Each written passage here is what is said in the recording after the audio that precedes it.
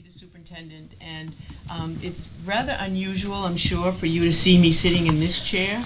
I prefer, quite frankly, to be over on that side doing my work, but tonight's a special night because we have two sections to our board business tonight. And the first part of this board meeting tonight is to reorganize the board. And as you know, we had elections in November, and we are seating two brand new members, and there will be election for the officers for the school board. So that all happens because we don't have a president of the board. We always had a good president of the board, Thank you, Mr. but Rich. that was, today's an organizational meeting. But because when there's a turnover like that in a new year, the president steps down and there's new elections. So in order for that to be conducted, that's my job to do, my only job when it comes to the organization of the board. So I'm happy to call this meeting to order at a little after 6 o'clock, 6:03. I want to wish everyone a happy new year, 2024. We hope for a very productive and happy year. And particularly, we want to welcome our two new members joining us tonight, Jess Campbell. Jess, welcome. Beep, beep, beep, beep. And across the aisle is Liz Boucher, and thank you, Liz, and great to have you here with us. So congratulations and welcome to this illustrious board. Thank you. Oh, that's a word. That's a word. I always, before we begin the meeting, I think it's really important for the folks that are watching us on TV, it's live streamed also. As you all know, this is also recorded, so it'll always be on YouTube or on the district's website, so you can, if you are interested, can always see this meeting again, as there are past meetings that you can view. But I thought to start off, I would like to have the board members introduce themselves and also tell us what ward and what zone you represent. And sometimes you forget what the numbers are in, so I slipped on page 9 in your packet just so you would have a little cheat sheet to remember which ward, because they're all different numbers, and your zone. So I'm going to start with newest member. Liz, you want to kick it off? Yep, so just my name. I'm Liz Boucher, newly elected by many of you in the audience. Thank you so much. And I represent Zone B, wards 5, 6, and 7. Thank you. Pamela Walsh, and I am an at-large member of the board. I'm Bob Cotton, and I too am an at-large member because I didn't want to have to remember which zone I was in. I'm Jim Richards. I'm in Zone A. I'm a resident of Ward 3. I'm Barbara Higgins. I am an at-large member, and I live right up the street, so Ward 5. Hi, I'm Kara Meeker. I represent Zone B, which is wards 5, 6, and 7. I live at 90 Rockingham Street. I'm going to correct the record. It was written as Rockingham Court last year, but I don't think there is one. So now you know where I really live. Good evening and Happy New Year. I am Jess Campbell. I am from Ward A. I represent 1, 2, 3, and 4. Happy to be here. Brenda Hastings. I live in Ward 10 and represent Zone C, which is wards 8, 9, and 10. Last and certainly not least, I'm Sarah Robinson. I represent Zone C, wards 8, 9, and 10, and I live in Ward 10 at 30 Max Lane. Ta-da! Also joining us at every board meeting, we have student representatives. Joining us tonight is Sophia. You want to introduce yourself? And Hi, I'm Sophia Anderson. Usually I have a partner in crime with me, but he's at a basketball team tonight. I am a senior at Concord High School, and I am a student representative representing my class and the whole entirety of Concord High School, as well as the whole school district in general. thank you, Sophia.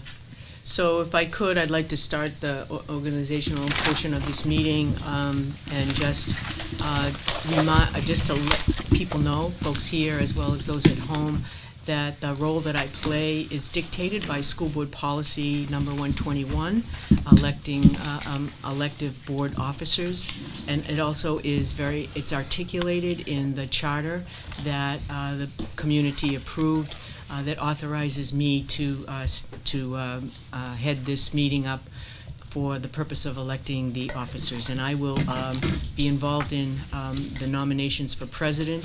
Once the president is elected, the president will take over and do the other two officers, the vice president and the secretary. So just so you have an idea. Just a quick review about nominations. A person can nominate themselves. A nomination does not need a second. We determined that. We were looking at Robert's rules, and it doesn't require a second. A member can be nominated for more than one office, and a member can decline being nominated during the process. And as nominations come through, I will repeat the names as presented. I will ask for any other further nominations for president. So, with that, one more quick reminder, there isn't a need to have a motion to close nominations. I will do that by consensus of the board and recognizing that there are no further nominations. So with that, I would like to open up nominations for the position of president of the Concord School Board. Mrs. Robinson. Sure, I'd like to nominate Pam Walsh. I was going to do the same. Oh, there we go. Are there any further nominations for the position of president for the Concord School Board? We have one name placed in nomination, Pamela Walsh. I've done it before and I'll do it again. I'd like to nominate Bob Cotton. I'd like to decline. Okay. Thank you. Did you know that? I did. I just think it's healthy Thank to you, have a lot of Barb. people nominated. Yeah, You know, okay. you don't want. Okay. Are there any other further nominations? There being none, I'd like a consensus, if everybody agrees, that I will close nominations. Everybody, I'm seeing everyone nodding their heads, so I think there's a consensus. So the name of Pamela Walsh has been placed in nomination for the position of president of the Concord School Board.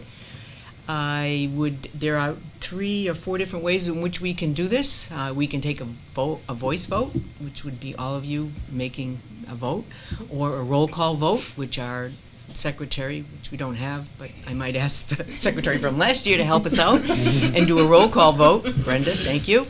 Or a ballot vote. Those are the opportunities you have to record your vote. So, is there any objection to a voice vote? Because traditionally, this board has always done a voice vote. Then a voice vote it is. Okay.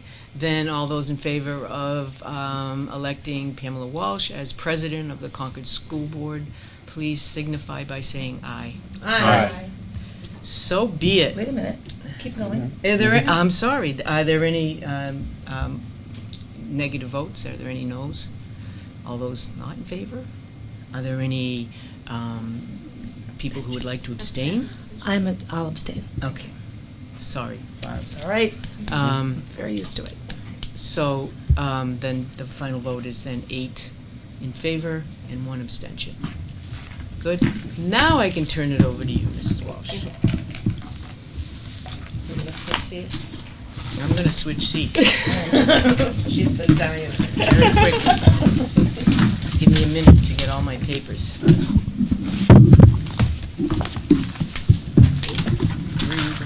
Over there.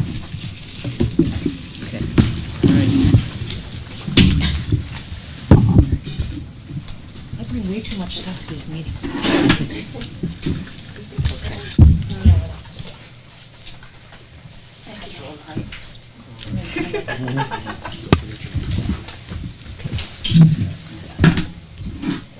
Just like that. Of course.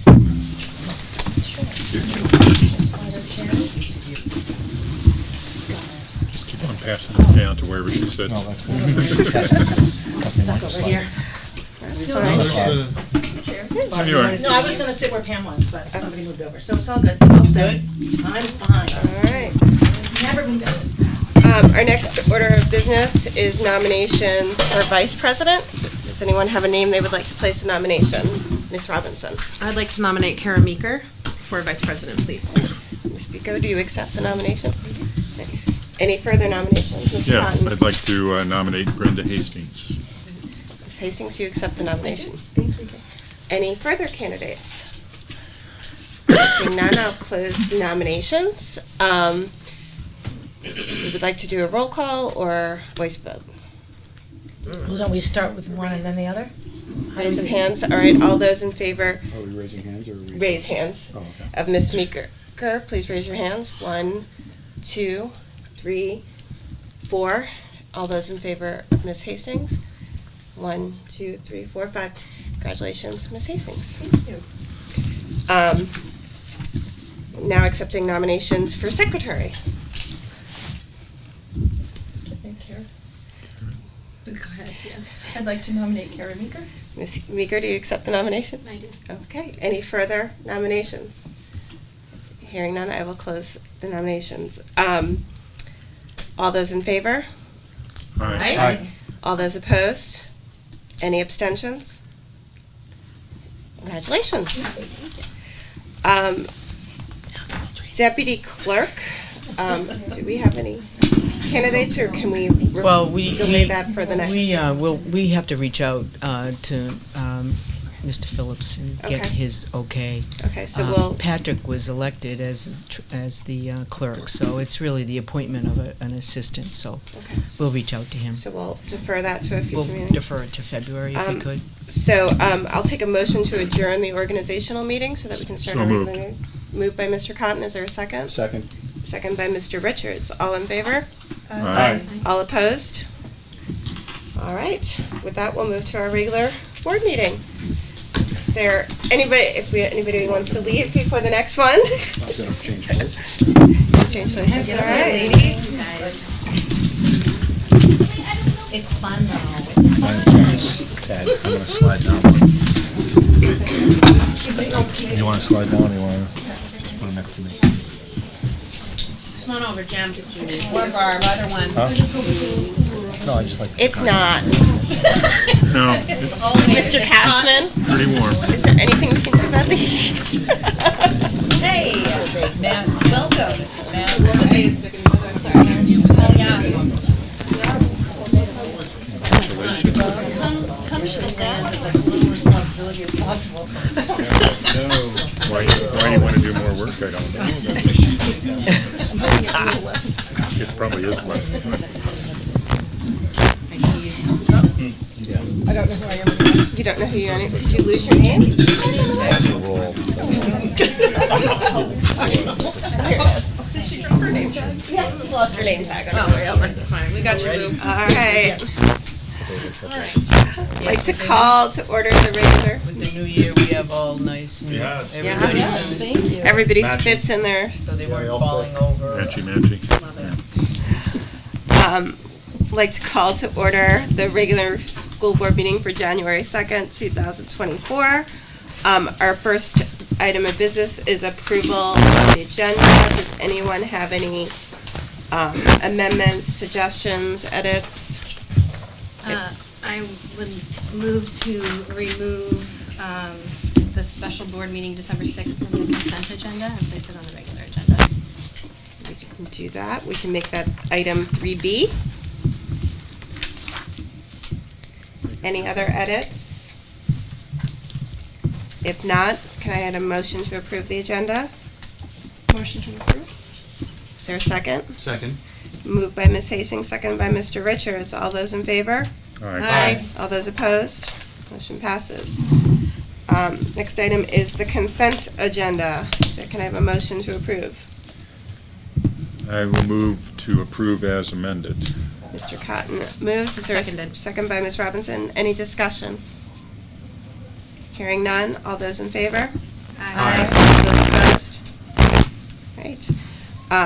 And then 3B, the minutes of the special board meeting of December 6th. Ms. Miko, do you want to speak to that? I think in your. Can we, actually, before that, can we get a motion to approve before we start discussing? Oh, sure. I move to approve the special board meeting minutes with amendments. I mean, Well, you have to offer them. okay. Is there a second? Second? Okay. Ms. Meeker, you have an amendment I to do the have an minutes. amendment. I was like, I don't move to approve. I move to amend. No, Ms. Hastings seconded. If you look in your board packets, the December 6th special board meeting has, I believe, 3 pages of minutes. The page 3 of those minutes, which is board packet page 18, has the details of the motions made and the discussion around the siting of the new middle school. I noticed that some parts of the discussion were mentioned and some members called out specifically while others were not. I thought that the narrative maybe didn't reflect accurately the way that the discussion was held. So what you have in front of you is a proposal which essentially eliminates any specific discussion by any individual. It just mentions the discussions, it mentions the motions, it makes everything clear. And then also it includes a note to anybody that might be reading the minutes that they can access the full recording on our district site. I slapped it together this morning, I apologize. So what I did was, instead of striking and capping to show differences, I just replaced all of page 3 of the minutes. And are you making a motion to amend minutes with this? Yes. Is there a second to that motion? I'll second it. Any further discussion? All those in favor? Aye. All those opposed? Motion passes. Our next item is, I believe we have some special guests from Rundlett Middle School. Superintendent, do you want to introduce them? I'd be happy to. Mr. Richard, are you here? I know you're here. Would you like to introduce your students for us tonight? Come on up. I have a whole nice team here. We're going to stand up because we don't have enough seats. We actually practice this live, okay? Come on, yeah, we'll stand right here.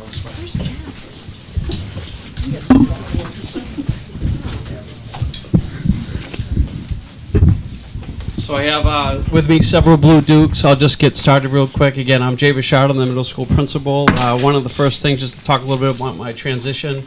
I always value students and staff who are willing to take risks and try new things. So one of the first staff members I met this summer was Leanne Van Horn, a 7th grade science teacher. She intended to be here tonight, but she's actually homesick. She's not sick, but home with a sick child. So my thoughts are with her. But again, she had asked me, Jay, hey, we've done some work behind student-led conferences. You being the new principal, what do you think? And I said, yes, without a doubt, let's go for it. So, and here we are. So it's an honor to be here. I appreciate your time. I'm just going to do some quick introductions. So you know everybody. Just raise your hand. Anna Sims, it's grade 6. Corinne Conley. Izzy Jordan. Cindy Lynn, Max Linehan, Noella Kimbua, and last but not least, our 8th grader Alexander Chakos. So again, it's an honor to be here. Also, we have Mr. Gianetti, 7th grade math teacher, and Stephanie Bednaz, thank you. And Stephanie has the distinction of being the only art teacher in New Hampshire selected to be in a science project right in Mount Washington, so she gets to stay over cold. So thank you. And I'm going to turn it right over. Okay. So here's just a brief overview. So when we started discussing this idea last spring, and again, Leanne Van Horn was really the leader of this. She did an amazing job as a leader. We wanted to do this because our main goal is to get parents to come, to increase parents' attendance for student-led conferences, and it's really hard to say no when your kid says, hey, can you come to my presentation? So we did have an increase. We wanted to provide a conference time for every Rundlett Middle School family, and we were able to do that because every staff member was participating, so that increased the amount of staff members who could help. We accommodated families who needed unique conference times, so we were still able to do mornings or afternoons as needed. We embedded technology standards by using a digital portfolio, so students were able to practice and learn some new skills. And most importantly, even though they dreaded it at the moment, students practiced real-life skills such as leadership, reflection, and organization just by having to present themselves to their parents. So that was a huge gain. And finally, all the staff were involved. So every single teacher was involved, and therefore, I made fabulous connections with kids and parents that I had never in my other 25 years here in Concord. So it was a really cool experience. So Vince, to take over, do you have a microphone? Yeah. And as Mr. Richard stated, this started last year, and we thought critically about changing. So we really thought about the traditional model versus the model we were going to. And we compared and contrasted them a bit. The traditional model tended to be teacher-centered. Little time for conversations, just teacher kind of talking. Lack of student ownership. Sometimes they wouldn't even show up to the conference. Evaluation-based, not evidence-based, and schedule challenges, just because only a certain percentage of our staff were having these conferences, so we had limited time to have them. Our new model is much more student-centered. It's conversation-based. Increased student ownership. They actually created a website and portfolio to share it. They had opportunities for reflection, which was really important to us. Not just what they did, but how they can do better, or maybe what a great job they did. Student work samples were embedded in the website, and equitable access, because we had open slots for any parent that wanted to show up. We had hoped that this would increase participation, and it did. We saw a 22% increase in guardian participation. All students presented the portfolio to someone. I know I was selected by a couple 8th graders that didn't have their parents show up, and they presented their slideshow to me, and other students selected other preferred adults in our building to share their presentation to if their guardian were unable to attend. And now we're going to take it to our students for them to tell you a little bit about what they did. We participated in weekly student-led conference lessons and advisory by watching videos which were played by our teacher showing how to create our site. We also worked one-on-one with a teacher or a classmate to practice presenting in front of people, so we were more prepared when we were ready to show our parents. Overall, it was a really fun and straightforward process.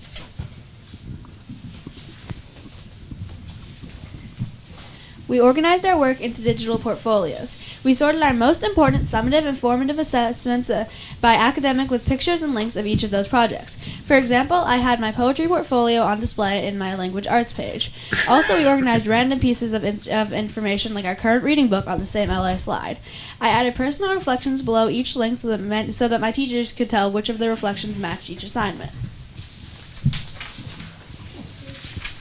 We as the students were able to customize our websites, different fonts and different colors, so we were able to reflect our personalities and our style into our work and our slides. While we were creating our student-led conference, we reflected on our work by looking back at the work we had put in our website to make sure that the work is correct and that it made sense. For my science class, I had to put 3 of my science assignments with pictures and words to explain each of them. Starting off with the student-led conference, I was a bit nervous, but I had later gotten better in the hang of things. We created a self-directed learning goal. A self-directed learning goal is a goal that a student makes to help them throughout the school year. The goal is to help the student become more independent or responsible in school or out of school. We created scripts for our conference, digging into our work in each subject. Our teachers also helped us add some new work into the slides. For example, in social studies, my teacher gave my class a few ideas on what to say in my portfolio.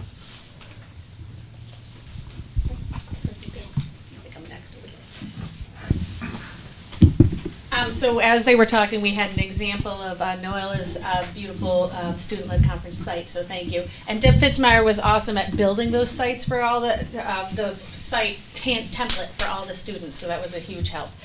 So what's next? We think it was very successful, but it was our first run-through. So next, we hope the students are going to continue to add work to their individual websites. Oops. Oh, Cindy, I'm sorry. Cindy, did we miss you? Oh, geez. I'm sorry. Thank you for telling me. I apologize. For the actual conference, we first introduced our parents and we connected our Chromebooks to a projector. Then we first went through each slide, which had a brief summary of each subject and what we worked on up until the conference. For example, in math, I summarized. I talked about constant proportionality, and I went over an example of a test. And we also had a goal which we created before the conference, which we discussed with our parents, and we discussed on what we how they can help us improve and work on a goal, and how they can congratulate us if we achieved it. Then we ended it off with questions that if the parents needed clarifying on anything, in which the students and like teachers can both chime in. Now it's my turn. I'm so sorry, Cindy. I was so nervous. I just was. Okay. So anyways, as I was saying, the goal is to have the digital portfolio that encompasses grades 6 through 8 and then can actually transition to Concord High School. So this will carry on with students. And then as a team, we're going to continue doing our student-led conference professional learning community as teachers and reflect on the feedback. We got a lot of feedback from staff, we got a lot of feedback from parents, and we actually got feedback from the students. So, and then we can kind of maybe update and elaborate on this for next year.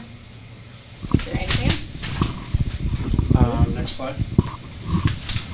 Noella was just going to show us some of our slides real quick. Thanks for being brave.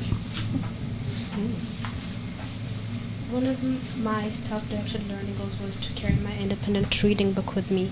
I came up with this goal by noticing that I always forget my book while going to any of my classes. To help me with this goal, I made up 2 actions that could help me through it. These 2 actions were checking if I have my reading book with me while waiting outside a class, or keeping a note in my locker. Some resources or supports I can use are keeping notes as reminders in my locker and using the reminder outside the LA classroom while waiting outside of class. Since the beginning of the school year, I have seen improvement in this goal.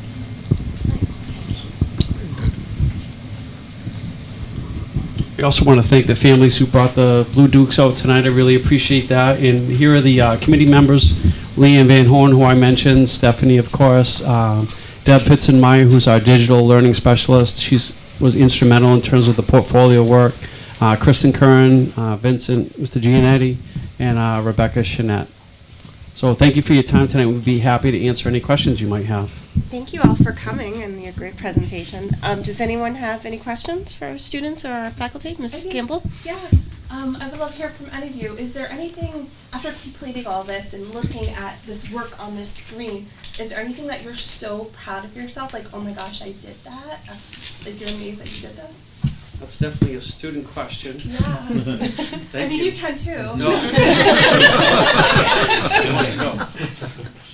Thank you. I liked highlighting our work to the parents. I felt just really proud finally doing something that we've been working on for months. Yeah. You could see it. That's so cool. Great Good job. answer. Ms. Hastings? Did you learn things about yourself as learners through this process? Who's going to be brave? There you go.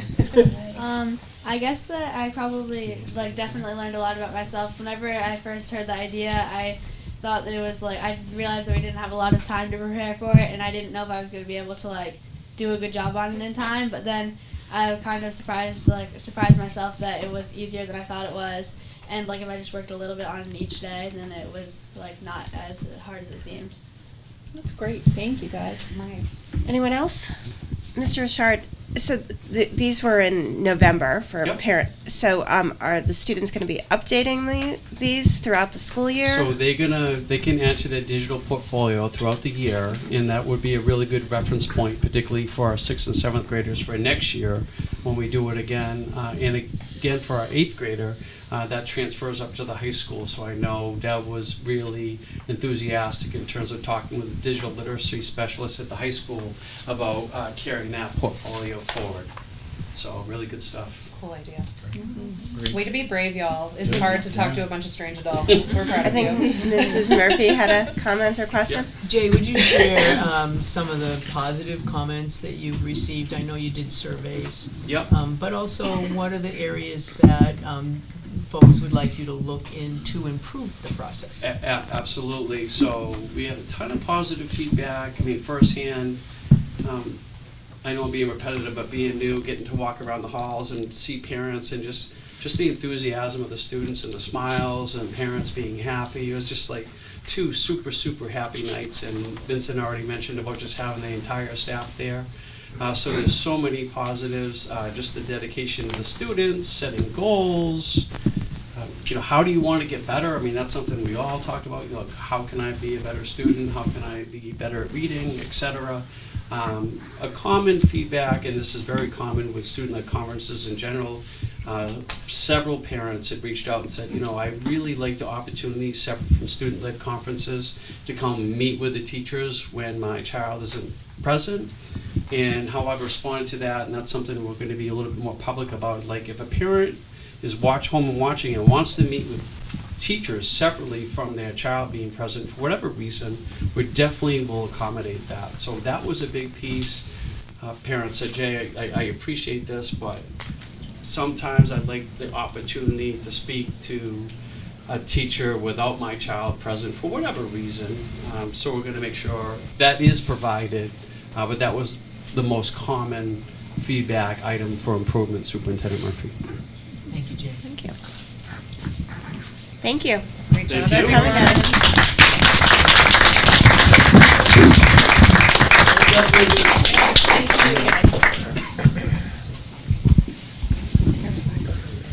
Oh, yes. Deep recess for Yeah. them to. Yes, we'll take a 5-minute recess so the students can leave if they choose to. Or they can stay, I'm sure. It's thrilling if you want to stay. That's cool. I like that. Yes. I know, right? But like, think about that.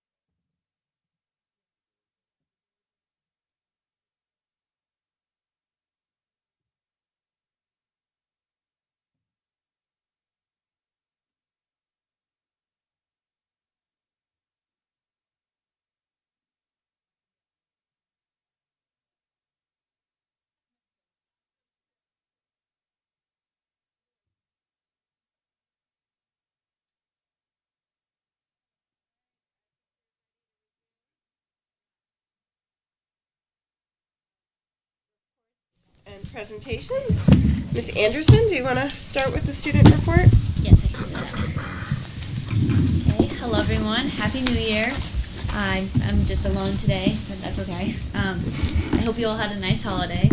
Students had their first day back today, and classes are wrapping up as semester 1 comes to a close. The semester ends on January 19th, and the following week is remediation week. Monday and Wednesday will be half days, with classes being 1 hour each, and remediation in the afternoon. Tuesday there will be no school, and Thursday and Friday will be intercession days. Teachers will host activities with different time blocks for the day, and students will have options to participate in any activity they sign up for. In the past, students have gone to Pat's Peak to ski, ice skating locally, and even just hanging out in the classroom watching a movie. This is also a time for students to remediate before grades officially close. Quarter 3 starts January 29th. We will also continue having wind days on 5-day weeks. Our winter sports teams are also underway, so we wish them luck in the best of their seasons. The senior class is also hosting Neon White Night, which has been known as Techno in the past, on January 26th for students. It'll be a themed school dance. And one last thing, if you guys don't know what you're having for dinner on January 18th, the senior class is hosting a fundraiser with margaritas for dinner. So Just had to throw that out there. And last month I didn't get to share the Aberdowning school report, so this is their report from December. So they are working on their theme this month was December was gratitude. This month, December, ADS celebrated gratitude with a gratitude tree. On a leaf, students can write something they were grateful for. Each morning, they read a leaf on the intercom from buddy classrooms. After morning announcements, 2 fifth graders who read the leaves taped them on the tree. ADS also celebrated Veterans Day. On November 9th, they had held an indoor parade to celebrate the people who protected our country. This was the first year they have ever held the parade inside. The veterans walked throughout the halls of ADS, and they had many American flags, which waved proudly as they walked through the building. They also have multiple enrichment clubs. So this past month, they concluded their fall after-school enrichment programs: pickleball, Girls on the Run, and the ADS Cedar Club. On Friday, November 17th, their ADS Cedar Club had the performance of the Fairy Tale Network, where they saw over 150 people attend their performance. They wanted to thank CRTC for providing the audio equipment for the play. On Saturday, November 18th, the ADS Girls on the Run team also joined the other NH schools for the fall celebration with a 5K race. Thank you, and I hope you have a happy January. Thank you. Thank you. Quick question for Sophia. Do the other elementary schools send you notes? So I was going to mention that so far, I think Dr. Herbert only received from Aberdowning. We would love to hear from the other elementary And how would schools, they get that information to you? That would be contacting. Yeah, that's it. You got it. We'll remind them. Trying to hide back there, but so we did put it out to the principals of the elementary schools, and some of them were second semester. We're going to get on board with sharing out. It's a Google Doc, and I just shared it with the 2 board reps, and they comprise the report out. So. Okay, great. All right, Right now we have 2 fifth graders from Downing that are writing these reports and sharing it with us, and That's then I great. like to talk about it. All right, But we would love to hear from the people. So. All right. Good to know. Superintendent? Great. If I can, I would like to start with a strategic plan update. In front of you, I dropped this in front of you at each of your places. And so if I could take a little bit of time to just kind of review that, I want to update it. I intend to periodically update the strategic plan and what accomplishments and what actions have been taken. Also, I will also do that with my own goals that you all have for the year, so that you know the progress that we're making, and maybe where we need more time, and that's possible too for the strategic plan. On the cover sheet to this is obviously the mission and the district vision, our motto, and the values. It's interesting. They've finished up the Portrait of a Learner, and again, much of the work they did around the Portrait of a Learner encompasses the work that was done in the strategic plan and the mission and the vision and the values. So you'll get a copy of that. It's going through the process soon. So again, we try to use that in all of our documents. As you know, we have 6 priority areas: equity and diversity, curriculum instruction and assessment, social emotional learning, communication, facilities, and safety. So if you go to the next page, I wanted to give you a written update on some of the things. I'll do this again, so there'll be other areas that I'll address. But we are in the process right now of conducting audits in our advanced placement classes as well as in integrated arts. And we also are including our co-curricular activities. So one of the things is we want to make sure that all of our kids are accessing the available programs that the high school, particularly the high school and the middle school, have to offer. We continue to work on hiring staff. Especially on the arts programs. Are we also looking at the... Well, we're looking at we've music. had music, The and the drama. elementary level. At the elementary level. We've kind of focused on middle and high school right now, but elementary will I feel like if we're not looking at the elementary, then that's where it starts, right? So if we're not integrating students and making sure that students have the opportunity in elementary school, right, they're not going to that's why they might not get there in high school or middle school. Right, and that's one of the reasons why last year you put more money in the budget for music instruments so that we could encourage the youngsters to participate in it. So we'll get you data at all three levels. And I will bring you that data. Some of it will be good, and some of it, we know we're going to need to improve on, but I think it's a good place to start our discussions and to put in place action items. Again, the same for the next one, which is around hiring of the staff. We made some small steps this year, but we still have a long ways to go. Both our HR department has been working on it. Everybody has been working on it, attending job fairs. I know that John has done some work, Kim has. We've done some with local colleges. Right now, Quincy, who you'll hear from later on tonight, has been working with New England College, who has a very vibrant program. He's also met with the diversity officer at Plymouth State College, Plymouth State University. So we are working on it. We did make some hires this year, but we still have a long ways to go. But I think I've seen some small steps. Restorative practices are really strong at the high school. We saw at the end of the year, I think I shared that with you in June, the significant decreases in the number of out-of-school suspensions and in-school suspensions, particularly at the high school. And that, in many ways, was due to the efforts around restorative justice. I know that Tim and his team continues to do more training. We have new staff, and we train, and then, of course, we retrain. You always have to keep on top of your skills, but that continues that process. Next steps for us will be to hit the middle school, work with Jay and his team, and then followed with the elementary schools. The elementary principals are very interested in it, so. We only have so much PD time and so much money to be able to get it across the board all at once, so we're kind of taking it in pieces. Professional development is weaved, that's the best way to put it, is weaved through all of our PD opportunities, whether it's with the racial equity issues, whether it's LGBTQ issues, whether it's whatever, the poverty, special education, those kinds of topics are weaved through all of the professional development that we provide to our teachers. So just a quick update in equity. Curriculum, Portrait of a Learner, I think I just mentioned. We'll be bringing you that very soon. I did a review today. It looks great. We are, the committee, math committee has been formed and is evaluating research-based math materials. As you know, they've been about 10 years with our current math program. And so the committee, made up of teachers, administrators, is looking at math materials that are current and are research-based. There's a team of us working on redesigning the teacher evaluation tool. As you know, that came out of the collective bargaining agreement, that we would take a look at that, along with working on Appendix K and changing up the language on that. And again, in curriculum instruction assessment, lots of professional development around PLCs and assessments, using assessments, especially the iReady, in providing training for our teachers, with new programs at the elementary school around Foundations and Haggerty.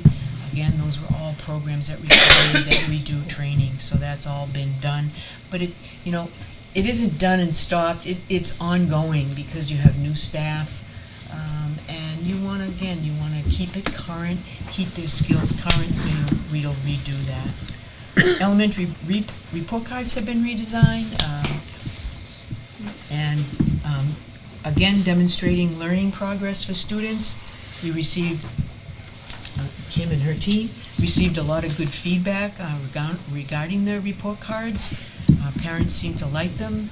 They were very clear about where the youngsters were at each of the tries or in the quarters, and so they were well received, but the committee is taking feedback, and we'll be looking at that feedback to make any tweaks that they need to in that report card.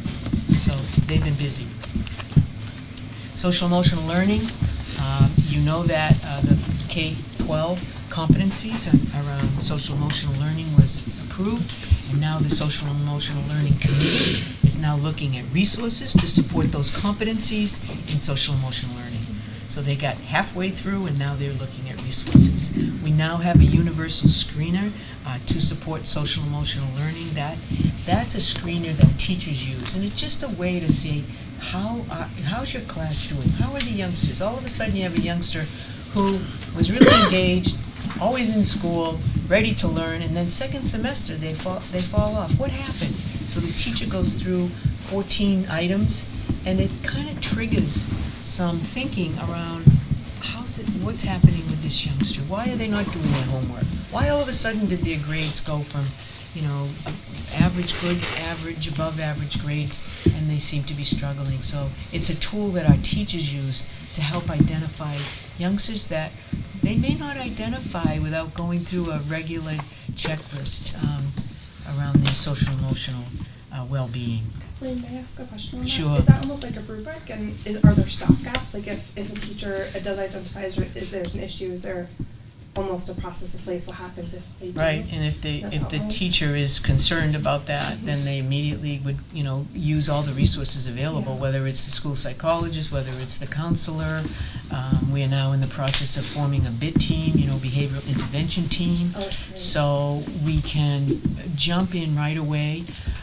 As you know, you probably heard, we have a system of care grant where we're doing a lot of work around supporting youngsters with outside help, not just the schools doing all the work, but using folks from NAMI and from the local mental health center. But that helps us to identify them and not let kids fall through the cracks. That happens sometimes, and so this is a way to try to reduce that. We adopted EduClimber. As you know, the Department of Education stopped using a tool that we were putting all of our data in, test scores and all that. Well, that's no longer available to us, so we went out and looked. The team, it was Kim, it was everybody really involved in that.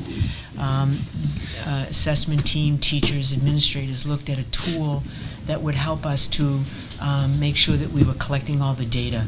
And so that EduClimber was, teachers are trained, our staff is trained, and we're now using that to make sure that we continue to have all the data available to us. Test scores for iReady, the state assessment scores, attendance.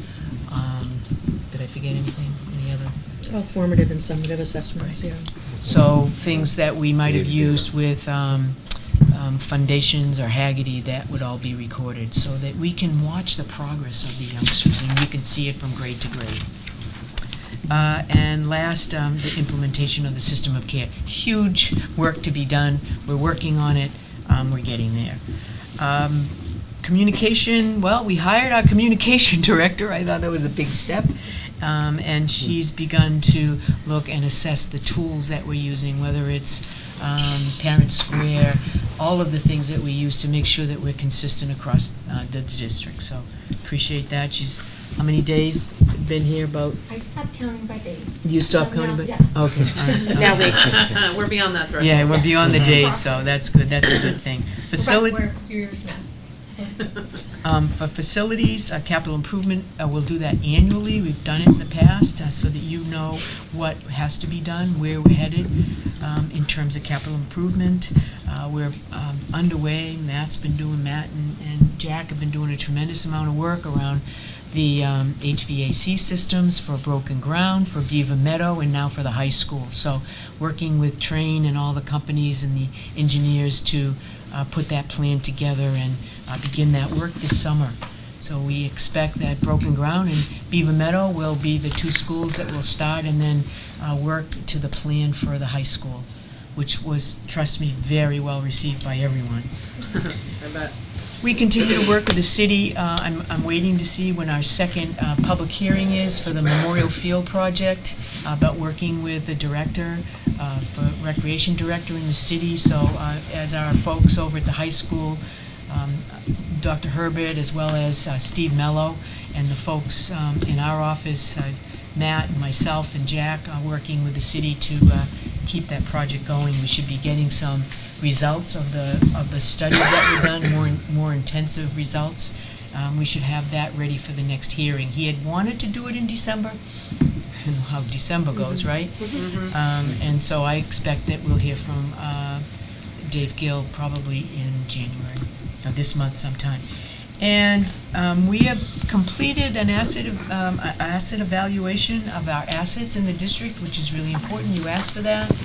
Matt's brought you, we'll probably bring that back again and review that with you again this year, but we've completed that work and have the numbers. We took a look at all the properties that you own and the value, and so you have an idea about the value of your assets are in the district.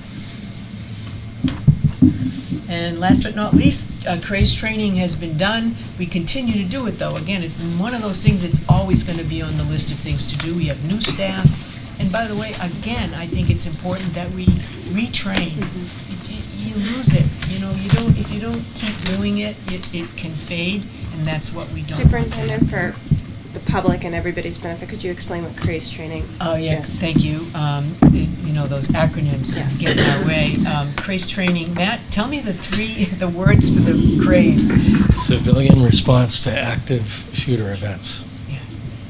So that we worked with the city, the Concord Police Department. They did all of our training. We've trained all of our staffs around an event that would happen and what the protocols that all of our teachers would use and our staff, not just our teachers, but everyone, from our administrative assistants, principals, custodians, cafeteria.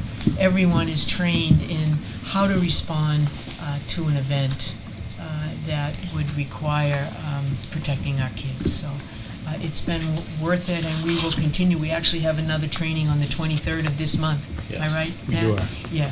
And so our staff who have either need to be retrained or are new to our district will get the training. So we really all should be CRAES trained.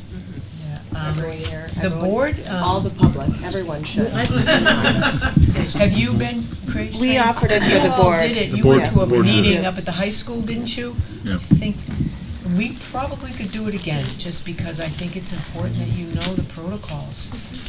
Matt is doing other things right now. He's working on evacuations. I think you've probably seen that if your youngsters have got a note home from the principal. But also, reunification is a big issue. And so Matt and I are working on that with our local Homeland Security to put that together. I cover that pretty well, Matt? In an overview, yes. You're the one that gets in the weeds. I do get But we also recently received a grant for safety. Yeah, we've received two grants, one from the Department of Justice, which is straight federal grant for upgrades in our security systems. And then we would just, right before Christmas, we received a state grant for upgrades at all of our buildings. And again, all safety protocols. Most of it is around entry, kind of think about entry and making sure that we're a secure facilities. Yeah, we're pretty happy about that. Kudos to our grant writer. She's done a great job for us. So questions on that? Anybody? So the next part of my report is really for you, because it's on the agenda. I asked you to consider some topics for retreat, which is January 27th, 8 to 2, here at the SAU office. It's a Saturday morning. I will give you a few ideas that I've heard from you.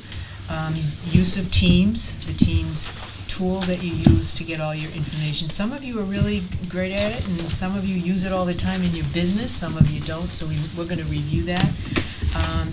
I have a tool that I'd like to share with you around school board annual reflections on your board and your how did you do as a board. I think it's good for you to see, to talk about your work.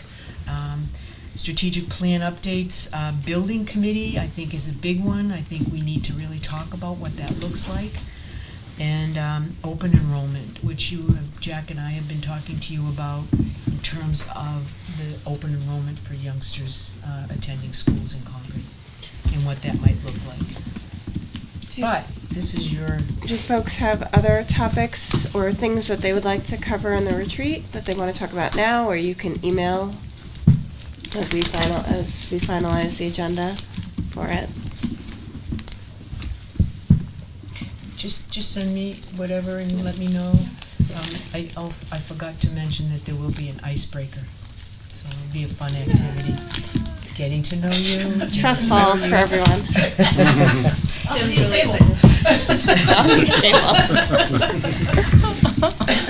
And the last part, I have a couple of updates, but the last part is another topic, if you would, to just consider around, because, you know, we're trying to think about next steps for our middle school project, right? And so we're talking about working groups. Those are particular groups that will be focused on a task. Can I give you some examples, and then I'm hoping that you would share any other thoughts. I'm recommending that you have a working group on program. Be working with the middle school staff and making sure that all the programs are in place. Co-curricular, now that includes after-school activities, athletics, all of that. What should that look like, and have a committee, a working group to address co-curricular. The third issue is around transportation traffic. We heard a lot about that, so we want to have a group that's going to study that topic. Sustainability, you know, do we do geothermal? Are we doing solar panels? Are we doing heat pumps? What does it look like? And we're looking for folks to participate on that working group. And last, probably the most important, is communication. Right? Communication. That's very important. I'm looking right down there. Yeah. Anyway. Do folks have other thoughts? I'm under the assumption that this would be an open call out to community members to participate in. That's correct. Great. And, you know, we've had some people already express an interest in some of the things, so we want to make sure that we reach out to them. I will make sure, our team will, to reach out and make sure that they have a seat at the table. But that's the point of it. The big overarching umbrella will be the building committee. So they'll kind of oversee all the information will funnel through the building committee, which the board should have a presence on that. Sure. And on any of these subcommittees. Yeah. But you have also a lot of committees. Yeah. Ms. Mika? I was also thinking, what could be fun for a working group is also how we say goodbye to the Rundlett as it is now. You know, sort of, it's going to be essentially a living legacy these next few years, and rather than just knowing it's going to close, like, how do we say goodbye? How do we That's a nice idea. get excited about the last few years? How do we honor the students and staff and the process they've been through? You know, what if we find out there's a time capsule under there? And Probably is. yeah, there probably is. You know, we've had a few of those projects over the years. So, you know, like, how do we properly say goodbye? Other thoughts? I think we probably would need a working group that would, on the future of the property, Rundlett property. Rundlett. That's not a full board. Well, it is, but I mean, everything that these working groups and the building committee Right. ultimately is a full board Sure. decision. Is there anything that we can't, in terms of working groups, wait to have a full discussion during the retreat? Once we get this together, then I will put this into your retreat so you can have more discussion on Okay. it. So this isn't like the last time we're I Okay. just wanted to open it up and have you start thinking about it so that we can be prepared to, because, you know, I have to think about the facilitation of each of those working groups. So, you know, I think about the board's committees, right? And then add this layer onto it. It's a lot. So how do I make sure that I spread the work out and have a facilitator for those meetings? Because you need to have somebody who facilitates it, sets it up, times, who's on it, getting feedback, doing the notes. You know, all of that has to be done. So I need to think about, obviously, the staff here and how I will use them to help with that process. Good? You good with that? All right, couple of quick updates, and I'll finish up. Only 3 things. I'm sorry for taking so long, but It's been since December that we really talked. So, New Hampshire School Board Association is having a session for newly elected school board members, particularly from cities, and it's on January 18th at 6:30 p.m. And if you can do it, sign up for it. Just let us know. We can register you. All right. Is it in person or is it a webinar? I'm not sure. Okay. Well, because we got to get some margaritas for the senior class dinner. We're double booked. Here's the best part. The New Hampshire School Board Association always records their webinars or their presentations, and so if you can't make it the 18th, it'll be there. But I thought it would be good especially for our new members, but also for anybody else who wants to jump in. I don't think they mind. That's one thing. A question came up about a fruit and veggie program at Concord High School. And so I've been working with Donna Reynolds, Food Service Director, and it seems that we can use our Farms to School grant and to provide veggies and fruits for our high school kids. Wonderful. Just like we do with our other young elementary and middle school kids, where you can grab an apple or whatever. And it's that Farm to Schools grant program that we received, and Donna checked for me, and we can use the funds for the high school. When would that be starting? I'm hoping soon. I don't have a date. I'll have to talk to Donna. She wasn't in today, but that's great I'll news. check to her. But I know that was part of the recommendation, I believe, from your committee. Yes, I've been working with the high school, the multi-tiered systems of support group at the high school, and that was one of the things that they had brought up, is that,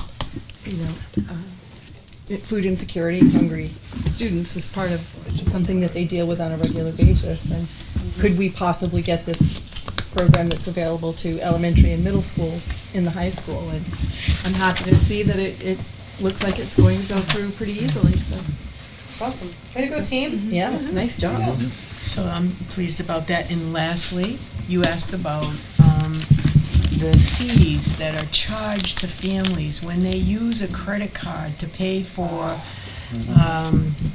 breakfast and lunch, Yes. right? And I think Jonathan shared some emails that he had received from folks that was most concerning to him. So we did some investigation. I got a list of all the payments from families and how much. The total fees that were collected, $61,000 Annually. annually. It ain't nothing. You're right. And so I'm, right now I've been asking Donna to do some negotiations with Jack, because Jack can really skin the cat. So I'm hoping that we can get that, the percentages reduced a little bit. That's an important piece to it. But also you indicated, what would that cost the district if you picked up that cost for a parent using the credit card? We really encourage parents too, though. You can pay, you can send the money in, you can send a check in with your students, you can mail it in. I don't feel like that's advertised, Yeah, though. I agree. That's not When an you option fill that it all families out, really know you fill in about. the information and click, that's how you know you're done. Yeah, I You need to look at that piece of it, because sometimes there's not an option. Yeah, You're well, not no, signed up there is. until you pay, Yeah, but you don't. yeah, you're right, Barb, but there is an option. You can pay by check or you can pay by cash.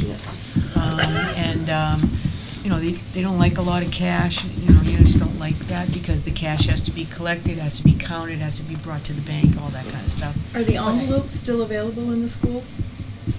For parents. Well, I know in the elementary schools when I was there, which was a while ago at this point, there would be envelopes that students could pick up and bring Yeah. home. I don't know that. I didn't know if those were available to middle or. Yeah, I was gonna I say, I don't haven't, think I've I ever don't seen that. know that I've heard of that, but let me check on that, and let me check on, when Donna and I talked, we talked right before the Christmas break, the holiday break, and so we were gonna do a newsletter home. So it would include different ways you can pay without having to pay a credit card fee. I don't mean to put a damper on this conversation, and Jack, you would probably know this more than I do. I'm no expert in government banking, but my understanding is credit card fees in general will be going up as well due to current legislation. So I think that's even to get harder, getting it lower. I don't even think we'll be We won't be able to negotiate Yeah. that. I have a quick question. Are we tied, and just for clarity's sake, are we tied into using this app in particular because it's with the contractor that we're using for school lunches, so we're kind of at the mercy of that contractor? No, those two are not related, but we Okay. just switched to this new program because they were going to be less, and they were less than the one that we had before, the costs associated with using the credit. Yeah. So when we talked about that, and that's a good point, because we said, well, what else is out there that would be better for our families and our students, so. Are we allowed to use our school lunch fees to pay for the contractor for collecting these fees? The transaction costs. I mean, if we did a straight payment with the company, could we use, as opposed to letting them charge transaction fees, could we? Oh, you mean if we prepaid it? Yeah, Or- could I'm we? Sure we could. Use our school lunch funds for that? Revenue for that, under federal law? Probably not. No? Probably not. The general fund. You have to use the that. general fund. No doubt about that, yeah. Because even that extra money that you have, can't use it to lower the kids' lunches. Well, I know we can't Yeah. use it to lower the lunch, But but to pay- administering, it seems like it's a cost of administering the program. Yeah. I don't think it's an allowable expense. That's an Well, we should interesting, check. that's an interesting point, because for all the grants we got, this year, I believe, we have 2.4, I think, is it 2.4? 2.4% of every grant is an indirect cost that we keep, because it allows us to pay for the bookkeeper, for the person doing the purchase orders, for the administrative costs of running those grants. As you know, our grant coordinator doesn't cost the district a dime, because it's built into that 2.4% on any grant that we get for indirect costs. So I'm wondering if that wouldn't. And I'm not even thinking it's an indirect cost. I think it's a direct cost of running the program. So the question is it an allowable direct cost of running the program, sort of contracting for an administrator to collect revenue for it? Yeah, it is, and So- it's through the Department of Agriculture, Right. too. That it's not through the Department of Education, it's through the Department of Agriculture, so you use a whole different group of people that you have to work with, but we'll do a little bit more, but you asked her how much, and unfortunately, I bring that bad news to you, but. And if you can guarantee a company that we're gonna, prorate, we'll give you 50 a year or something, I'm just pulling numbers out of the sky, but we'll guarantee you this amount by prepaying it, could you waive fees for the rest of the year instead of it, No. People like guaranteed dollars, I've found. We'll do some work with them, but anyway, that's the end of my report. Thank you. Anyone have any questions? Comments? All right, Mr. Dunn, Yes, your so, finance report, please. yep, we have a snapshot from 12:20 at 12:04 PM. So, probably not the best timing to pull this, because it's a payroll week, number one. And two, our HR person, not Michelle, was out. So there were some adjustments we wanted to get made, so they won't be reflected till the end of the month. But it's the standard report we've been giving you each month. There's nothing right now with 6 months to go that's absolutely glaring, but the one thing will be probably transportation out of district costs. I think right now we're at 200 and some. That could well double or triple. And we're working to try to mitigate that, but that is going to be hard. Can you point us to the line, the page? The line that would be the out of district. Yeah. If you go to page 24, see the 233,982? Yeah. That's the out of Yeah. district. So we budgeted 751. Last year, I think it went to 1.3 million. But, these third-party carriers that we use are between $400 and $600 a day. And we gotta get them there, and we don't have the drivers. Good, yeah. Let's jump in there.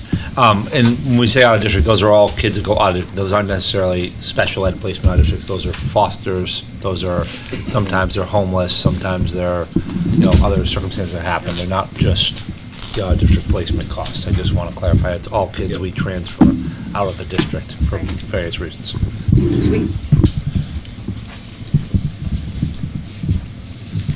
Any Anything else, Mr. Dunn? Any questions for students? Can I make a comment on that? Yeah. We've been talking a lot in the office about the use of vans and really developing our own system of vans. I don't know if you ride on 93 in the morning, I do. You see vans transporting, and all new ones that I've never seen, people are just starting these businesses to transport. And I think there's a place in this district. We run our own buses, right? We have our own bus system, which I believe is a significant cost savings.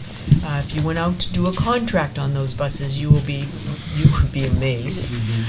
So you're good there. Use that same concept. We've been talking with John and Jack and the folks up at the Career and Technical Center. The problem we have is people to drive them. It isn't the fact that we can get the vans. Jack's been talking to the companies looking for good pricing, and Steve Mello's in the same boat with athletics, and especially if you have a small team. You don't need a full bus. You could use a van. It's getting the drivers and people to drive the van. So, but I think it's an area that we should explore as a district down the road. And not too far down the road. Right. February. Next month. Next month. Thank you, Mr. Dunn. We now have public comments on any topic, agenda item, or otherwise. We ask members of the public to adhere to Board Policy 136, limit remarks to less than 5 minutes, and respect privacy of students and staff. And we'll open it up for comments. If you can identify yourself for the record, if anyone would like to speak. You can just come up to the microphone. Anyone? Yeah.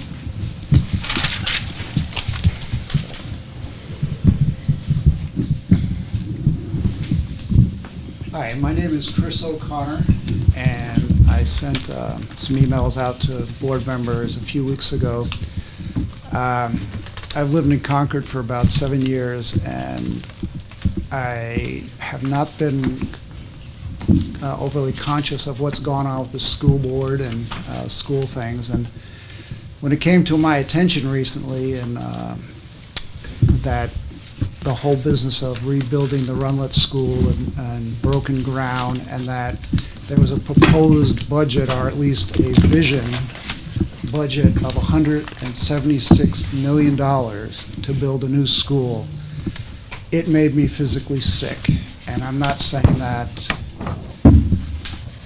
in any kind of metaphorical way. I lost sleep thinking about this, that this is probably the most outrageous thing I've ever seen. And I'm somebody who believes in good education and well-paid teachers.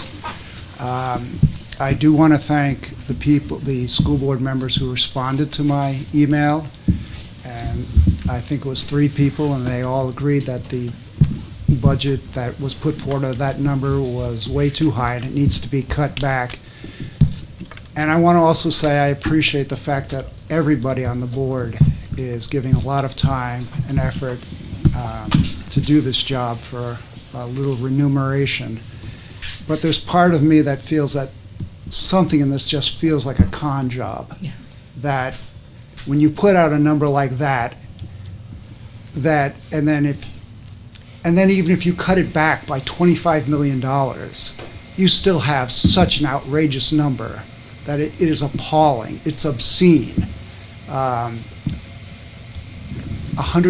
If you cut it back $25 million, you'd still be paying $150 million for one middle school. Now, I know this may not be an exact comparison, but South Portland, Maine just built a middle school that would serve more than 200 students more than Rundlett for $70 million. Now, I don't think things cost that much more in Concord, New Hampshire than they do in Maine. Nashua, and I understand Nashua got in under before some price rises, They built a new middle school and renovated 2 others for under $90 million. How can that possibly be compared to what the numbers that we're hearing here? I'm just flabbergasted. And I live in a modest house, a very nice little house in Concord. I'm paying over $8,000 in property taxes.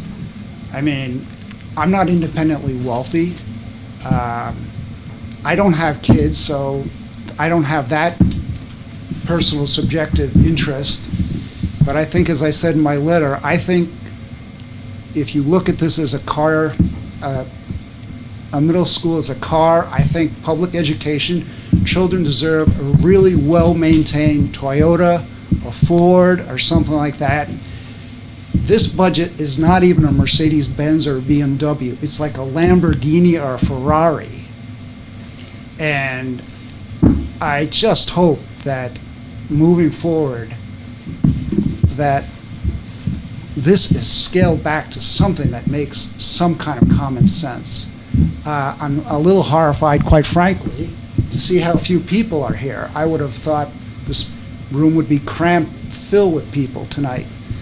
And I don't even know what to say about that, except that I just hope you, and I trust you all will keep in mind that the numbers that have been put out there are just outrageous, and no matter what the vision was, it has to be scaled back to something that's reasonable for a public school, middle school. And thank you for your time. Thank you, Mr. Thank you.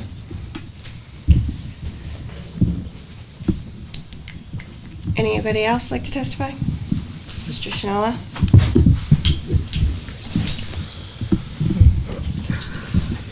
Thanks, Tony Shinella. Very quickly, when the fans are running, we can't hear any of you. And I know in the past there was an audio, there used to be speaker audio. I tried to, my email bounced back, I tried to get to Concord TV, so I don't know if anybody else is having a problem. Okay, thank you. Just to let you know, we can't hear anything back here. Thank you. We will look into that.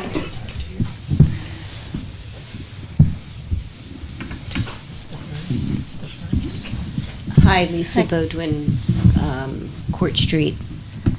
As a follow-up to that, that's actually an accessibility issue. So I would encourage the board to remedy that as quickly as possible. It's not simply about the HVAC system being too loud. If you have any sort of hearing impairment, this is not a universally accessible meeting, and you all should be mic'd so that anyone with any kind of hearing impairment can hear you and not have to disclose their disability. Thank you. Thank you. Thank you. Anyone else? Seeing none, I'll close the public comment session for now. And we will move on to personnel. Ms. Guerin. Good evening. I'll refer you to page 29 of your board packet. We do have one new teacher nomination. This is a one-year only special education teacher that was recently approved at the special board meeting for the budget. This will be, she's currently a tutor at our school, and she's a certified educator that will come on for the remainder of the school year as a special education teacher. Can I have a motion to approve? So moved. Moved by Ms. Robinson. Is there a second? Seconded. Second by Mr. Richards. Can I just ask a quick question? Is this for the entire school, or is this the preschool? This is for additional needs based on the enrollment at Abbott Downing. So it's not just preschool? It's not preschool. No, this is full school. Okay, thank you, full school. Thank you.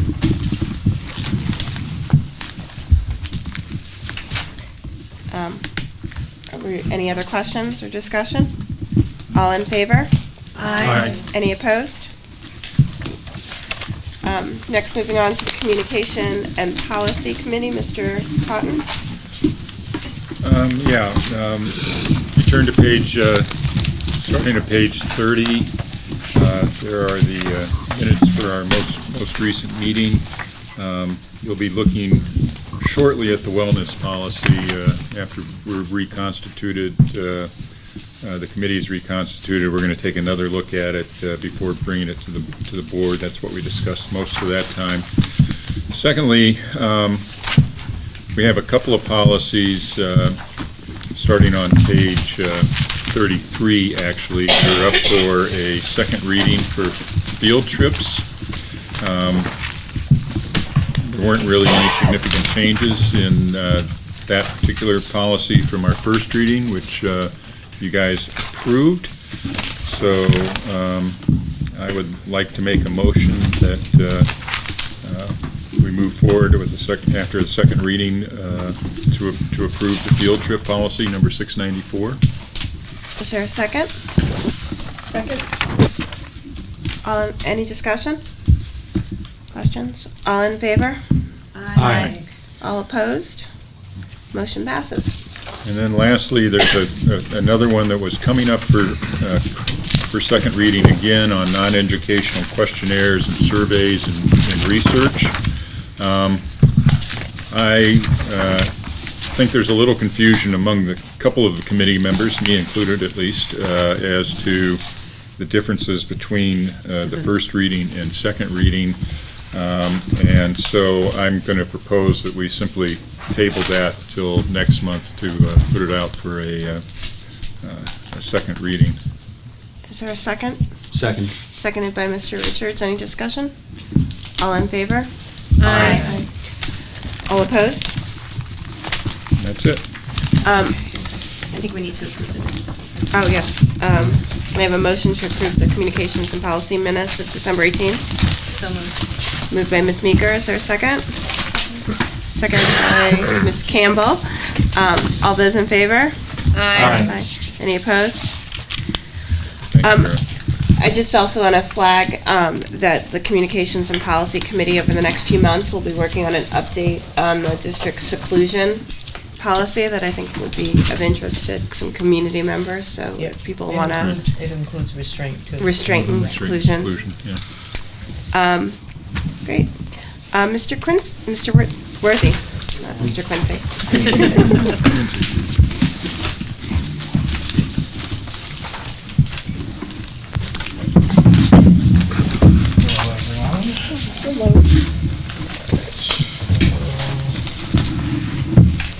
Is it cool if I present up there Yeah. as well? Sure. Just for the folks back there.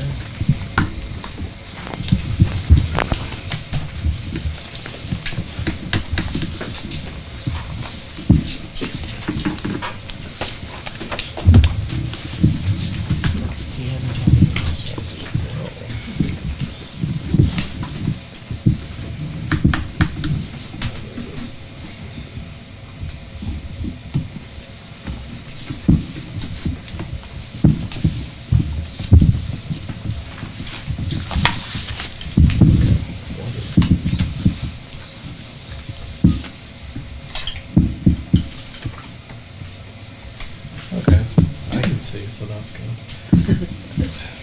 Quincy, are you going to just be presenting Yeah, this? same thing. Okay. Yeah, they don't have copies. so- Yeah, I just wanted to make sure. Yep, so just figured I would give you all a little bit of an update since I haven't seen you all in a while. And I very much appreciate that. The screen is really doing all sorts of things on its own, as you can see. I am not a magician of any kind. But yeah, my soccer team also really appreciates that as well. I was able to coach them, but we had a lot of games that fell on Mondays, so unfortunately that just didn't work out. But we ended up going pretty far. We ended up being at one point ranked third in the state of Massachusetts, so thank you all for your patience with that. Congratulations. Yeah, way to go, Coach. Yeah.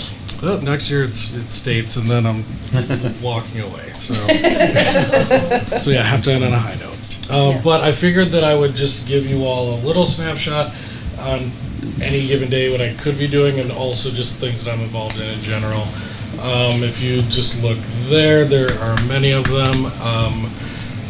I'll read them off, and then if you have any questions, we can go from there. But ELL Steering Committee, Library Instructional Materials Committee, Concord School District Equity Advisory Council, Admin Council, Central Office Leadership Team.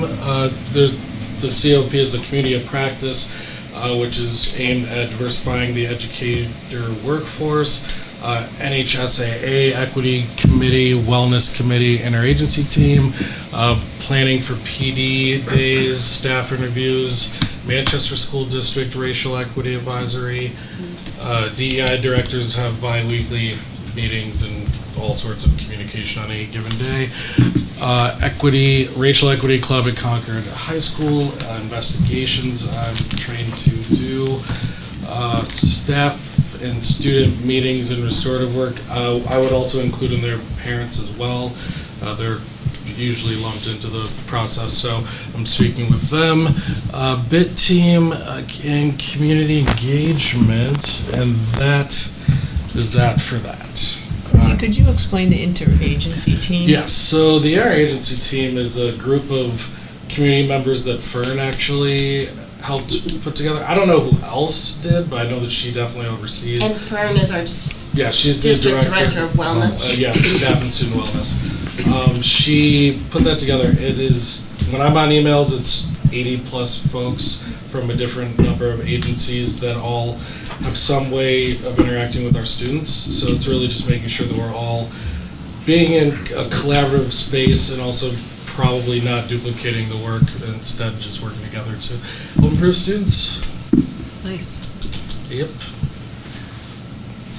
Any questions about any of those things? Just one more on acronyms. The BIT team. What's that? Yes, that was mentioned before, I believe maybe by Superintendent Murphy, but it's the Behavioral Intervention Team. It's a group of number of folks ranging from admin, staff, teachers, middle school, high school, elementary school levels.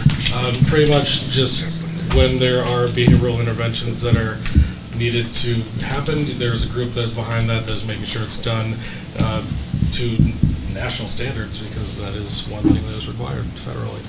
So if I can jump in, John, I'll jump in with Tony too. So out of, it's an organization called NBITA, another big acronym, but it's a National Behavior Intervention Organization, and it came out of some of the horrific shootings that have happened across our country, and it's come out, and it's a federal organization that has developed a standard to look at-risk behaviors, and it allows us. We all were trained by NBITA on how to look at the rubric objectively, look at where kids are in risk factors, help provide resources for them. It connects us with our local agencies that Quincy mentioned together, and there's a multidisciplinary team from across the district with all measures of personnel, from teachers to school psychologists to social workers to Fern, myself, Quincy, and we work together and we meet monthly to look at student needs and what the highest risk student needs are in the district. Any other questions? Great. Now this will let me scroll, because I have no idea what's going to let me. All right. So, and then I just have some recent things that happened in the last couple of months. So, in the past 2 months, that includes today, December and November. I've met in some capacity, whether it's one-on-one or small group, with 30 plus students, and honestly, some of those are repeats that I didn't actually count as individuals. So if we're talking just time with students, it's much more than 30 plus students. And a lot of that is in a wide variety of different needs that they were having. Some is just conflict resolution. Others are just, being a trusted adult in the building. So there's all sorts of options that fall under that. But, and those are a lot of the times, and I'm really glad that this year it's happening, are being brought to my attention by teachers, staff, administrators at buildings. They'll send me an email. Hi, we have a student that we'd like for you to meet with. This is what's going on. And then it goes from there, rather than what was kind of happening last year, which was just kind of being brought in as a last resort, if you will. So now it's really much more collaborative. Great. Last month, actually, yeah, like right before break, the DEIJ directors and their superintendents met here actually to align, share best practices, and just collaborate. I would say that it was pretty eye-opening. She was there as well, as far as just how uniquely each district is utilizing their DEIJ director, and also just what that relationship looks like with superintendents and just organizational needs and uses. Like it was mentioned before about audits of programs, I'm actually meeting with someone on Thursday to get some numbers so that we can actually dive deeper into program equity audits. That's going to include arts, extracurriculars, you name it. I'm doing a very, very deep dive into that. I also was able to meet with the entire multilingual department at Concord High School.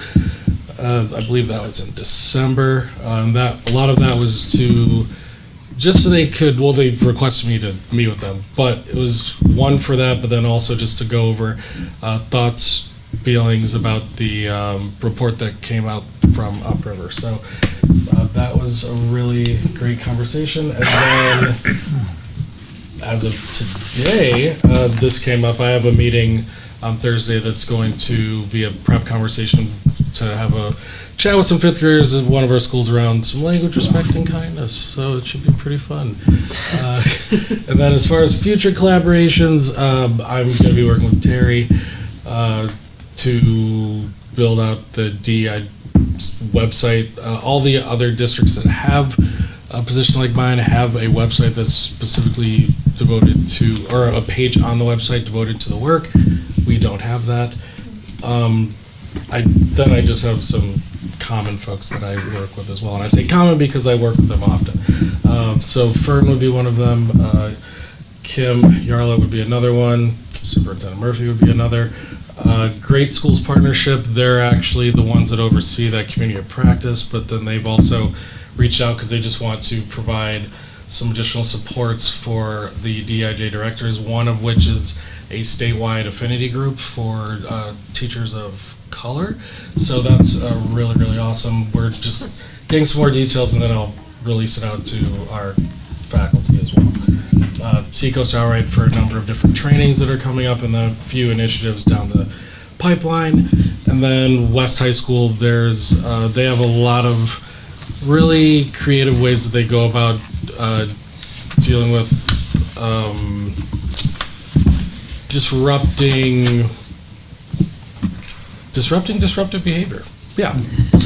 Yeah. So I have set up a meeting with one of their assistant principals, Tim at the high school and Jay at the middle school. So they're all going to get together, and we'll see what we can come up with as far as best practices. Any questions? And just what, for our new board members, the Upriver report, maybe John can summarize the Upriver ELL report that you did. I think that's important. So I presented last meeting on it too, that if anyone wants to go back and view it, it's there too. But basically what we did was we looked at all of our ELL programming across the district. We did focus groups, we did school visits, Kim, myself, and another group had a leadership team that kind of directed our initial study, and we presented that initial study. Next steps, Kim and I today actually spoke about it. We're in the process of putting together a group to create a action plan about all right, we have the report, we know what happened, now what are our next steps, and where we're going with that. And that will happen over the next couple of months with a hope in March to come back with some kind of more detailed about what steps are we taking and when, and what are some budgetary impacts around that. Ms. Hastings? In your work with students, are there any concerns, frequent things coming up that you should be aware of? Nothing that is outside of, I would say, normal happenings that are happening across the state. I run a lot of things past the other DIJ directors, and I would say nothing that's happening here isn't happening elsewhere, so no real anomalies or outliers. But our students aren't, concerned about anything that we need to know about right now. No. Okay, thank you. That's all. Mr. Richards? Yeah, thank you for this report. The one thing I don't see here, and I was just curious, is cooperation with the city. Because the city has some efforts that are going out with regards to equity, belonging. Are we working with them, and is there something we should be doing to cooperate and work together for the whole community? I am in some email change, and I actually sent out an email today to figure out what the next steps are.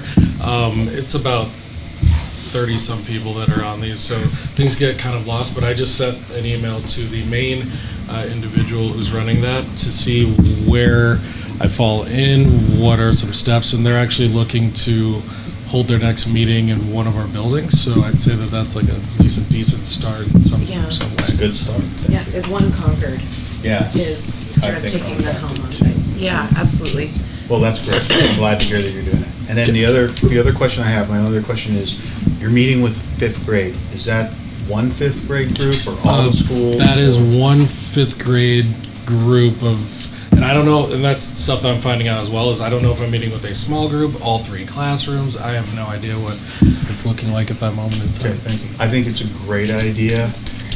The topic is absolutely important that kids are that age, really should be discussing and thinking about. So I 100% applaud you for doing agree. that. So I applaud you for that.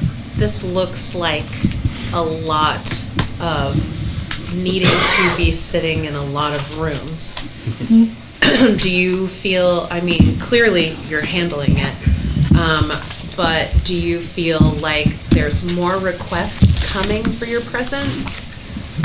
Or do you feel like you've sort of like settled into, like, these are the spaces that I absolutely need to be in for the district?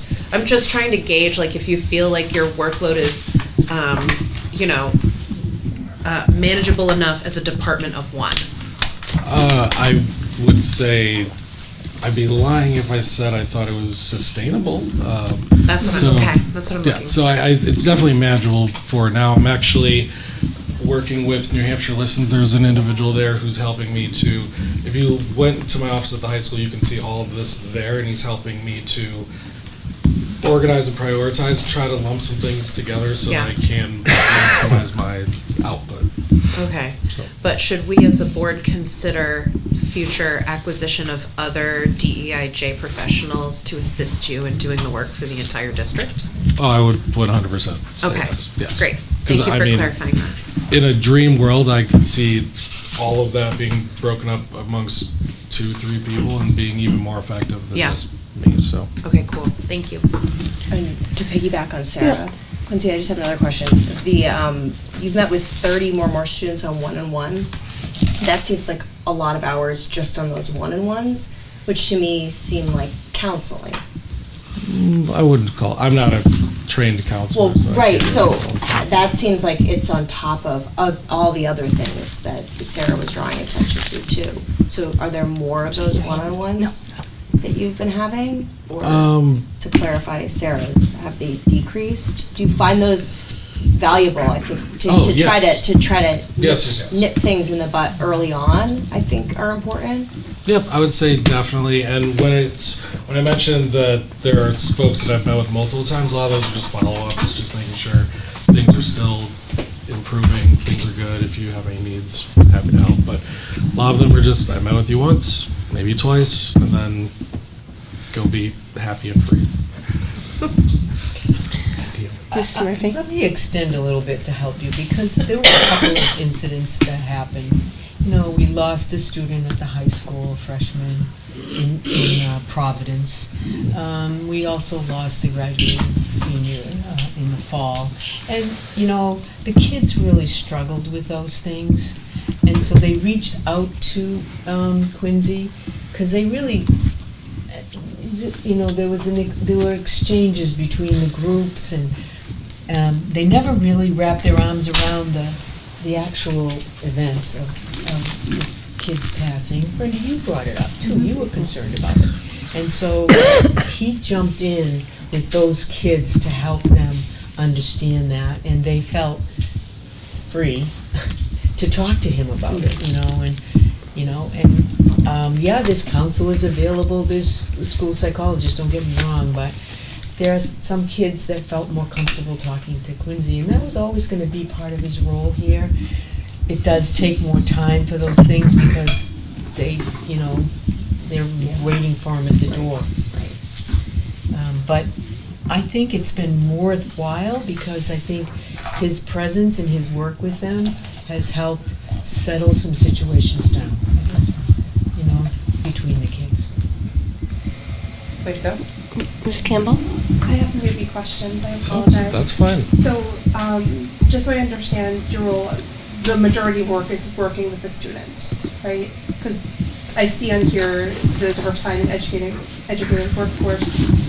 What percentage? Oh, that is a monthly meeting that occurs for maybe 3 hours or so, and then any follow-up conversations that come afterwards from me just reaching out to folks who shared very unique strategies on a call, or maybe I'll have to have a follow-up with Kathleen, or I actually have a meeting scheduled with, I think, the 3 of you perhaps coming up soon, just to get all this out of my head and so we can start doing it. Oh, no, I think it's awesome. No, I think it's awesome. But yeah, it doesn't take up that much Okay, time. and I'm just clarifying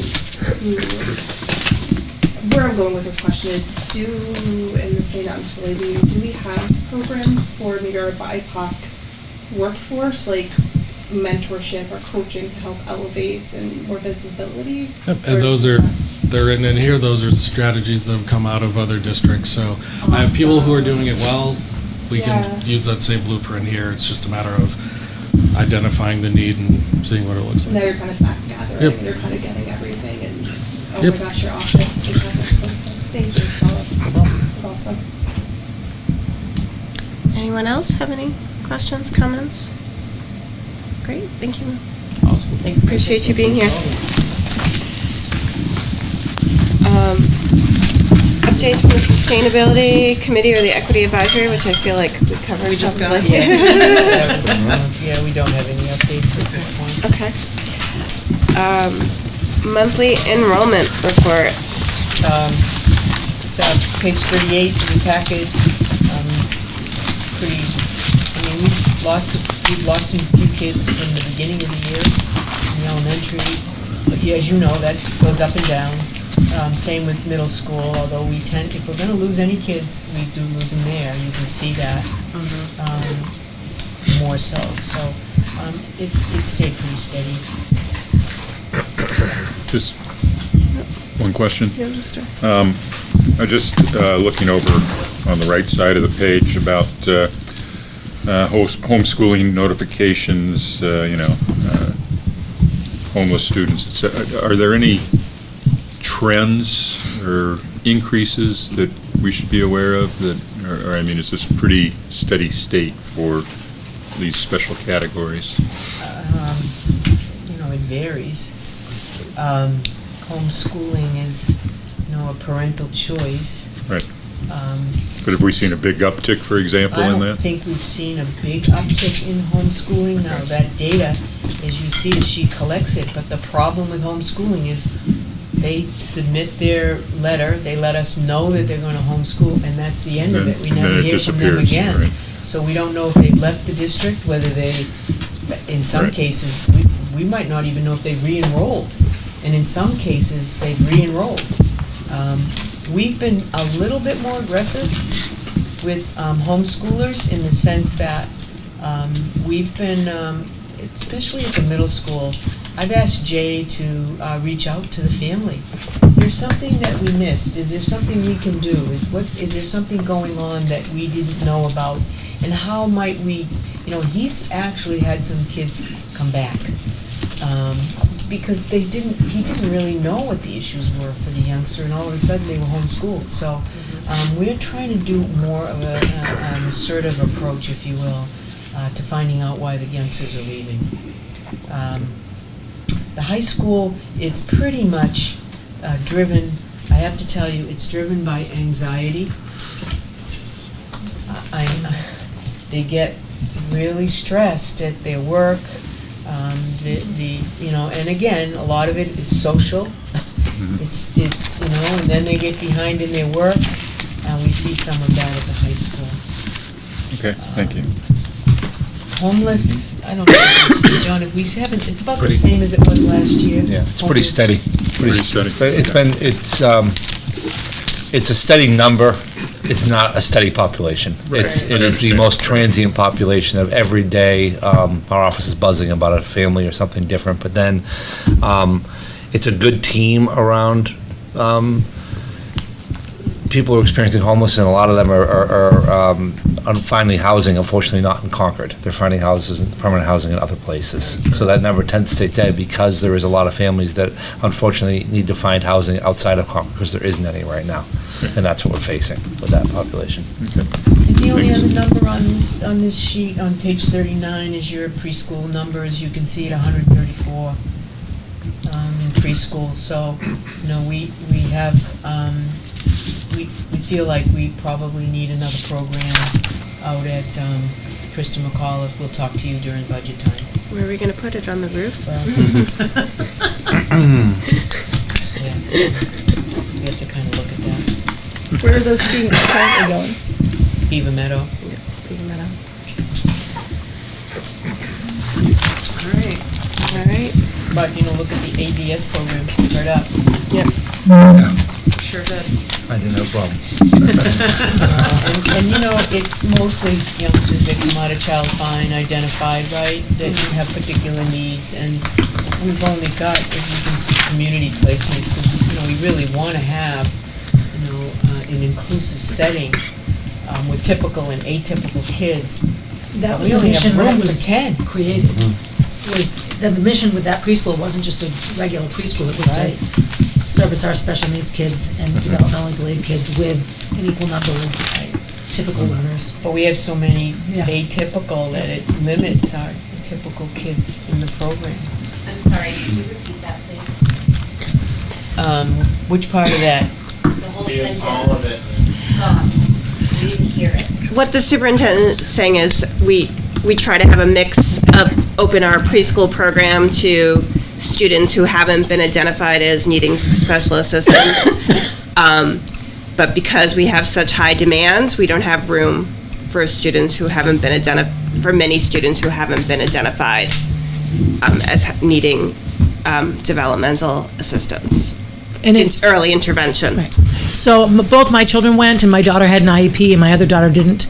So my daughter that had the IEP did not have to pay to go. That was a service provided by our district. And then I paid for Molly because she didn't have an IEP. So you just had a variety of learning styles and learning. It was wonderful. I mean, We'll talk more about this at budget time, because I think this whole notion of preschool, universal pre-K, it is in your strategic plan, and not this year and not next year. It's down the road a little bit, but when I talk to the kindergarten teachers, talk to them and hear what they have to say, and what I'm hearing is that they really have some challenging students who are coming to them in kindergarten, lacking those experiences. And that preschool experience is very valuable. The research is very clear about the impact that early learning has on child's development, is learning. So it's another topic that you're going to want to address down the road. Okay? All right. Thank you. And our calendar for January and February. Yeah, it looks pretty good, except I would like, this week is, hold an executive committee tomorrow night at 5 o'clock here, if that works for everybody, now that you have an executive committee seated. And on the following week, Capital Facilities and Negotiations will update you on our negotiations. I know we hope to be finished with one group, ready for, Michelle just told us today that she is working with maintenance, that negotiation team. So there's like 10 of them in that group. It's the following week that I wanted some consideration that perhaps we move the Finance Committee to the 31st. Jack, you were interested in that, moving that meeting. Yeah, it's, one of the topics we were gonna do is bring school care and our consultants as it relates to healthcare. Mhm. That is the second largest item in your budget, and as we get ready to go into that, they can just explain the trends and where things are going. Similar to a meeting I think we had 2 years ago, right after COVID, or the tail end of COVID, so we thought that'd be helpful, but the only time I can get the two of them together, which is Christy Karpowicz, our consultant, yeah, Lisa Duquette, I don't know, I forgot her name, she's the executive director of school care. So we were trying to coordinate schedules, and we thought that would be that was a night that everybody could land on, and it was before the budget, if that's okay. It's a good topic, too, in preparation for your budget, because those are big players in your budget. So if you're okay, I'd move Finance to the 31st, which is an open date, and then plug in those two presentations for you on the 17th. What two presentations? The ones that Jack was talking about. I thought we were talking about doing those on the 31st. No, the 31st. Those are Oh, you finance. do them on the 31st. That's the Yeah. finance committee. All right, Yeah. okay. So the 17th is open? 17th is open. Okay. Oh, all right, so I thought you were trying to have both. No. Okay. I don't need to take that much time. Yeah, okay. We do have some issues to address, so it's up to you. Quick reminder, the 27th is your board retreat from 8 to 2, so I'll get you more information on that as we continue. And then in February, you're starting your budget work session. The only issue in February that I actually talked to Sarah a little bit about it today was the legislative breakfast on the 16th, and I was hoping we could move it to the 23rd. I will not be available on the 16th, and I really feel pretty strongly that I would like to be there. It's an important meeting. We haven't invited anyone yet, have we? No, we haven't done any of that, so I knew that Bridget and I talked about it today, making sure nothing has gone out. It was all in just us setting dates. Yeah, and I'm I said I was fine. That's fine. I don't think Kara, it's an issue for is me. that all right? Because it came out of City and Community Relations. Yeah, I think either week. You on that? Yeah. You're fine with that? All right, so that's really the only change, and of course you start your budgets work sessions on the 7th. Quick negotiations before that, but all the budget work sessions are at 5:30 throughout the month of February. Just one question is, I don't want Matt to feel neglected. I don't see a capital facilities meeting in February, and just wondering whether we need. Well, I tried to stick to Mondays and Wednesdays, because that was one of the concerns you expressed, that, your schedules on Tuesdays and Thursdays often, like tonight, some of you had pre-plans. And so I stuck with Monday and Wednesday. I did add policy because we needed to talk about the seclusion and restraint policy. But we don't usually have committee meetings during the budget session. Okay. But if you think we need one, then we'll plug it in for either a Tuesday or Thursday. I don't know that we need one unless, We have the 17th open though, right? Although that's 2 weeks from now. Well, we already have one on the 8th. Oh, I thought he was saying that. He was saying in February. We have a board meeting on the 5th, so if we need that and we see some things happening, then we can plug it in. How does that work? I'm sorry, I misunderstood. Matt, does that? Yeah. That work? Okay. Matt, that's it. We now have a second opportunity for public comment. If anyone has anything they would like to say now. Seeing none, I will close the public comment period. Superintendent, do we have a need for non-public? Yes, we do. Under student, is it in there? I'm sorry. It looks like It's under, A3. yes. Section 2A. Student matter. Okay. I'll make a motion that we enter into non-public session under RSA 91A3, Section 2A. Second. Any objections? All in favor? Aye. Do we need? I'll second it. Second. Yeah. Oh, Oh, she seconded it? I thought Already did. Bob did. Bob did. Oh, okay, good, then, yeah. Then I. Do we need a roll call for this? Do we need a roll call for this? Let's do a roll call. Okay. Ms. Meeker, will you Yeah. conduct a roll call, Don't please? have everybody's names. Mr. Richards, Aye. Ms. Walsh, Aye. Ms. Hastings, Aye. Ms. Higgins, Aye.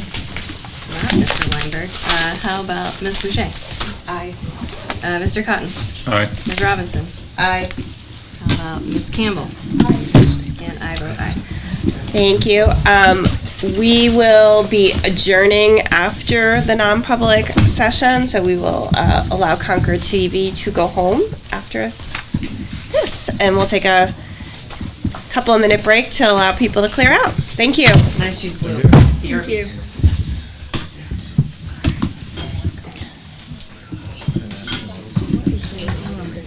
Here, Matt's on it.